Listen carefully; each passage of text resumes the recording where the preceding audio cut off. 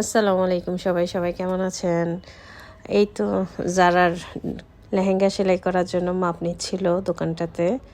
তো আজকে এখান থেকেই শুরু করলাম আপনাদের জন্য। আজকে দেখিয়ে দিব কিভাবে লেহেঙ্গাটা বানিয়েছে, জারাকে কেমন লাগছে। তো এই তো এই কাপড়টাও নিয়ে নিলাম, এটাও দেখছিলাম, তবে এটা নেওয়া হয়নি। যাই হোক, এই যে ফাইনালি আমার মেয়ের লেহেঙ্গা সেলাই করা শেষ।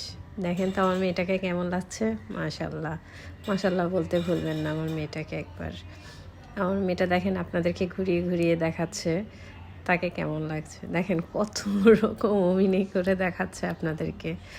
এটাতে দেখেন কেমন লাগছে। এভাবে ভালো লাগছে?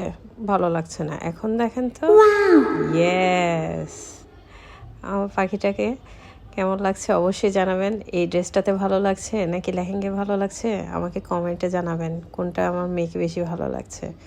তো আপনারা আমাদের জন্য দোয়া করবেন। আল্লাহ হাফেজ। Baby, you are my life.